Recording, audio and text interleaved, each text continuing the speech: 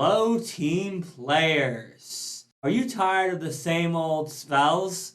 Or maybe you just want better versions of your favorites. Well, today we're talking about one of my favorite archetypes and one that I don't think gets near enough attention. That is the Spell Trickster Archetype. Let's dive in. But first, a huge thank you to my very first channel member, Underhill. Join today for some amazing perks. So the Spell Trickster Archetype is all about taking normal spells and giving them modified versions. However, you are not stuck with these new versions.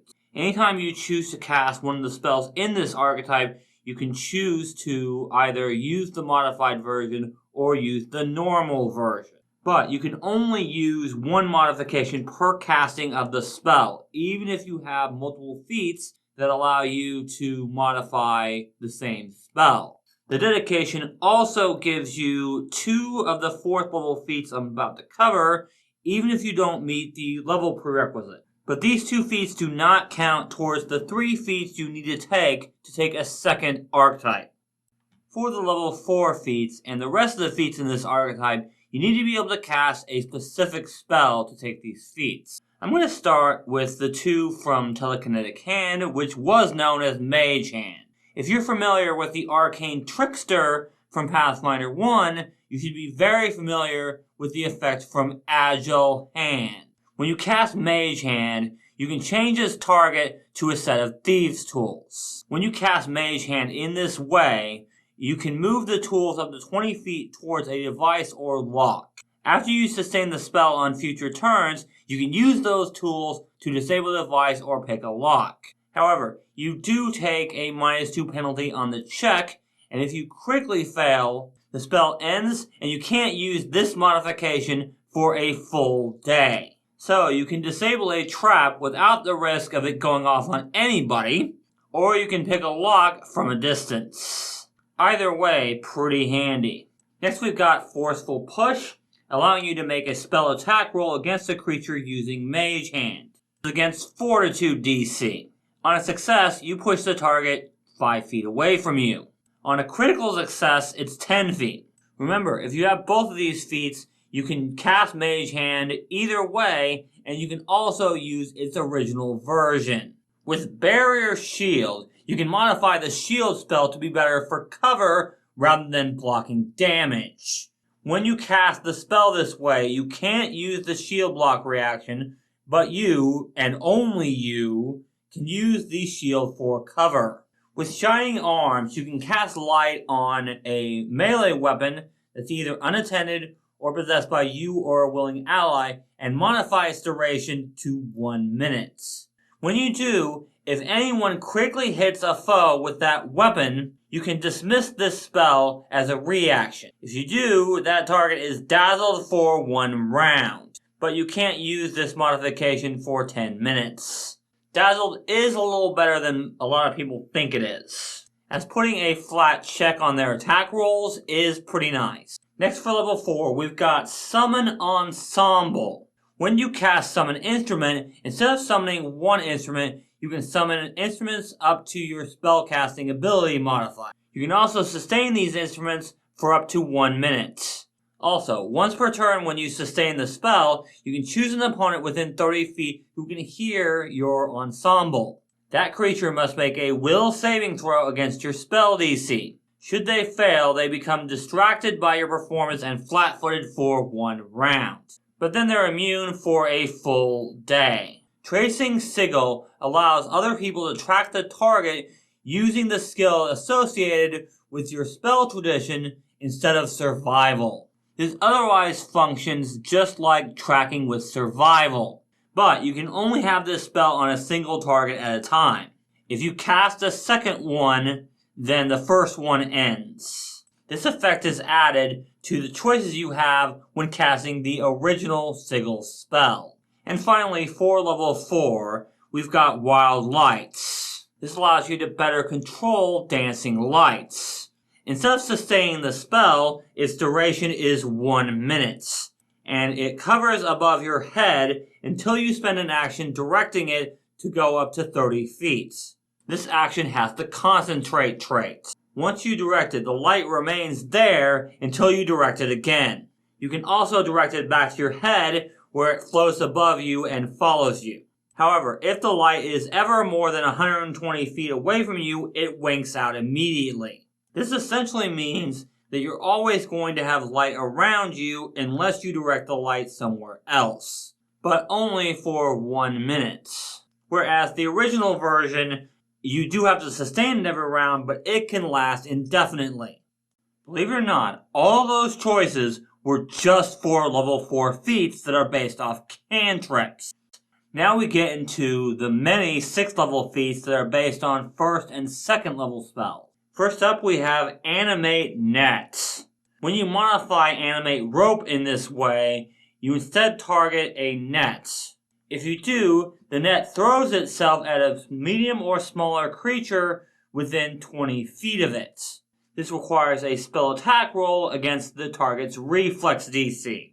If you hit, the target is flat-footed and takes a minus 10-foot status penalty to their speed. If you critically hit, they're also immobilized. This lasts until the target escapes. But what makes the modified version of this spell even better is that the escape DC of the net is equal to your spell DC while the spell lasts, making it very difficult to get out of there.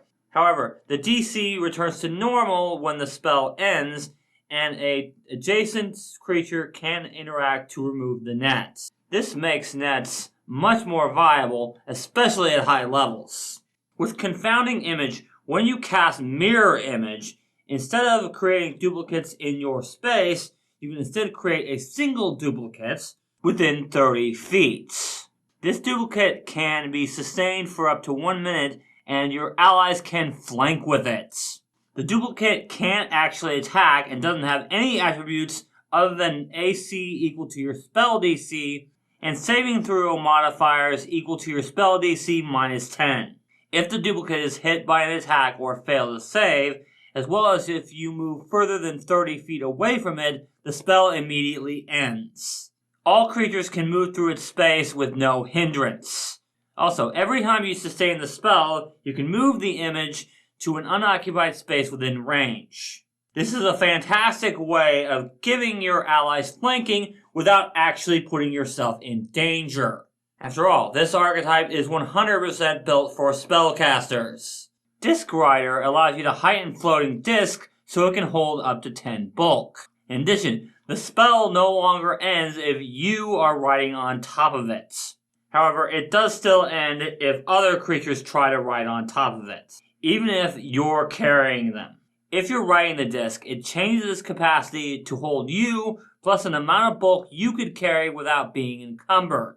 You can also direct it to move along the ground at 30 feet or your speed, whichever is slower, each time you sustain the spell. While you are riding it, it can move over liquid surfaces as long as it ends its movement on solid ground. If it doesn't, the spell immediately ends. With Drenching Mist, you can heighten Obscuring Mist to put out fires, both magical and non-magical. This one is honestly pretty situational, but could be useful in the right situation. Also for Obscuring Mist, we have Obscured Terrain. This allows you to make Obscuring Mist difficult terrain for anyone who can't see through fog or mist. You can also dismiss the spell. It's hard to get PCs that can see through fog or mist just fine. But if you can get an entire party who can see through that just fine, then it's only difficult terrain for your enemies, which is fantastic. Next we've got Uneasy Rest. When you cast Sleep, if you modify this spell, then any creature that failed or critically failed their saving throw against this spell is frightened 1 when it wakes up. And those of you guys that have been with the channel for a while know how good frightened is. This is one you're pretty much always going to want to modify because this effect is added on to the original effects of sleep. Meaning even if they do wake up from the sounds of combat, then they're still frightened 1, making this spell even better. And finally for level 6, we've got Volatile Grease. With this modification, you can cast Grease on a creature rather than a surface. That creature must make a reflex saving throw. On a successful saving throw, they are covered in grease. This gives them weakness 2 to fire until the end of your next turn. Of course, the target or an adjacent creature can spend an interact action to end this effect. On a failed saving throw, the weakness to fire lasts for 1 minute. This is fantastic if they fail their saving throw and you can inflict persistent fire damage to them. Like, say, from an alchemist fire. This is also the perfect modification to help out anyone who specializes in fire damage. Okay, this video is going to get too long if I don't really quickly go through the rest of these. Beacon Mark requires tracing sigil, but if you modify it in this way, you can heighten it so that you can spend a single action to attempt to locate the target as long as you're within 1 mile of it. If the target is a creature or an object in possession of a creature, that creature gets a will saving throw against the spell. If it succeeds, you can't find it and you can't use this modification for 1 day. Larcenous Hand requires Agile Hand and the Pickpocket skill feat. This modification allows you to steal items using Mage Hand. All the usual restrictions of the steal action apply unless you are a master in thievery. If you are, then you can spend an extra action on this spell to steal from someone in combat. With Lingering Flames, you can reduce Fireball's damage by 1d6 and instead deal 2 persistent damage to all creatures hit that fail their saves. Also for Fireball, we have Scattered Fire. With this feat, we can modify Fireball's area to be 2 non-overlapping 10-foot bursts, meaning we can hit enemies in 2 different areas very easily. Siphoning Touch modifies Vampiric Touch and allows us to give the temporary hit points we would gain from Vampiric Touch to an ally within 30 feet, instead of just ourselves. With Smoldering Explosion, as long as we heighten Fireball to at least 4th level, we can leave behind a 1-round obscuring mist. And finally, for level 8, with Steel Vitality, instead of gaining temporary hit points from Vampiric Touch, we can instead attempt to counteract the clumsy or enfeebled condition on ourselves. Okay, for level 10 feats, we'll start with Surrounding Flames, which modifies Wall of Flame.